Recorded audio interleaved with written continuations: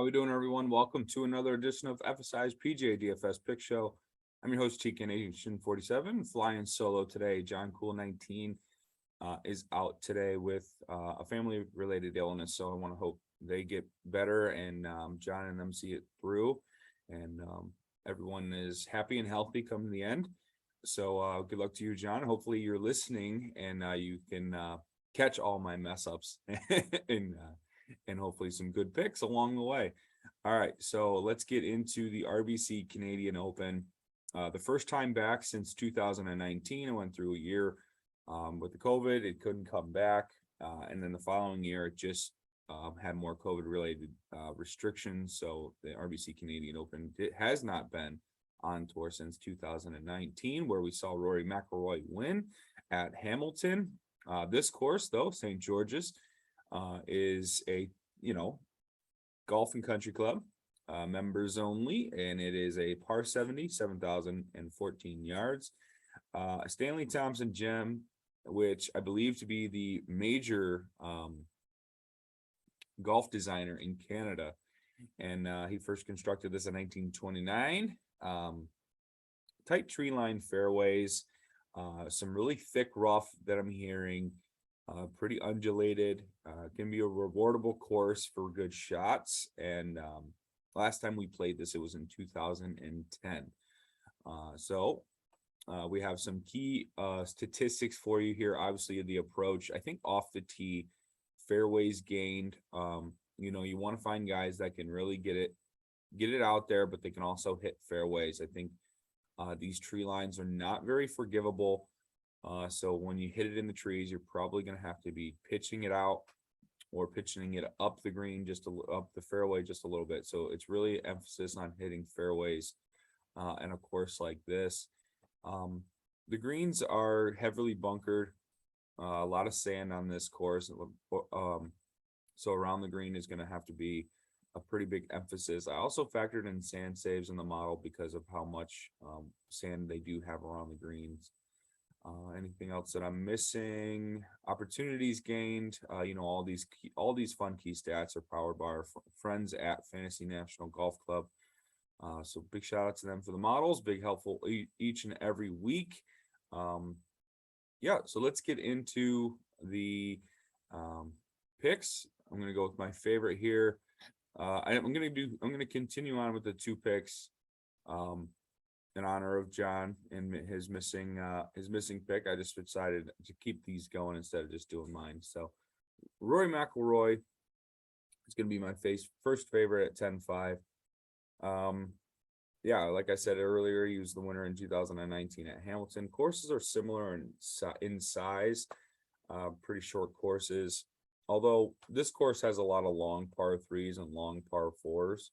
And then they just have some short par threes, not a lot of par fives on this course. So that's why in the modeling we factored in those long distances. But it's a lot of ground to cover and a lot of par threes. So but anyway, Rory, I do like him this week, fourth in the model, first off the tee. I think that was the big key factor for me. Sixth in the par four range.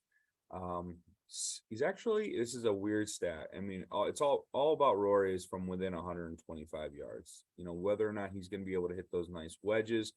Well, with the whole complexities being as far back as that they are, I think that really sets up well for his game. Not a lot of par fives he's going to have to hit 100-yard golf shots into. So I think he's going to be able to score pretty well. His putting is always going to be the story. He is 142nd in putting from 5 to 10 feet, but he's second in putting from 10 to 15 feet. So he's really good at making those 10 to 15 footers, which is probably going to be a lot of them on this course. So I like Rory as my favorite up top. Chris Kirk here in the 9K range, first in the model, 9,100, 50 to 1. You can see this is a pretty top heavy betting event with three of the big favorites here, Scheffler, Rory, and JT. So anyone that's going to be outside of that little pocket of studs is going to be a pretty decent number. I think Kirk can set up pretty well for maybe a breakthrough victory. First on the model, he rates out really well in pretty much everything. You go to the stats here. Chris Kirk, I believe to be first. No, he's not first in fairways gained. He was first in something, but Chris Kirk, he is, let me go, sixth off the tee. He was second around the green. Looks really good to be out of the sand. And he's really good from those key proximity ranges. 14th from 300 par threes, 200 to 225, 17th from 450 to 500 par fours. I think Chris Kirk sets up pretty well. We're moving on to our value plays. Brendan Todd, 8,200, 80 to 1. I think a lot of people here are going to go straight to CT Pan. You know, and I looked at CT Pan's numbers last week. He just really struggled off the tee, could not find a fairway. And being at Memorial last week, I saw how penalizing it was to be in that thick rough. I think we're going to see the similar rough style in north of us in Toronto. So I worry about CT Pan in that regard, and that's why I went with Brendan Todd, 8,200. Big fairway finder here. We know what Brendan Todd's game's like. Find the fairway, find himself in a decent position to get up and down or score for birdie. Really good putter, and I'm hoping that fairways and putting can carry him into a made cut and hopefully a top 5. We're certainly going to need it at that price range at 8,200. The talent drop off here from the 8K and 7K range into the 6K is pretty significant. As we know, the LIV tour is, made its way to our lives. So we have probably missing pieces to the field this week with those missing 42, I think actually 48 now, players that aren't here. A lot of WDs as well. I think there was a lot of trouble getting into Canada. That's, COVID protocols and stuff still an issue over there. So yeah, anyway, next up we have Austin Smotherman, 7,500, 150 to 1. Mixed cuts, great off the tee. Smotherman is a guy we've been playing usually in that 6K range, but now he's up in the 7,500 range. Usual sleeper, but I do like Smotherman this week all the same at that price. As mentioned with the drop off, 14th in the approach, 13th opportunities gained. He does struggle around the greens, so that is problematic, but you're going to find something wrong with everyone down here. You just want to look for guys that have been consistent throughout the year. Does really well on POA. He had a 25th at the Byron Nelson, 25th at the Wells Fargo. And he did make the cuts in the other 3 events, the Charles Schwab Mexico Open and the Valero. And earlier this year, he had a 33rd at Pebble Beach and 11th at the Farmers, both losing strokes around the green, but really, really excelled on those POA greens.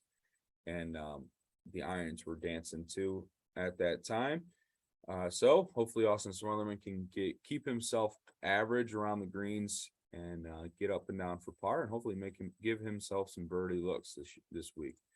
Next up in the value range, I really like Tyler Duncan. I have a feeling he's going to be a nice sleeper, but he is hot with the irons.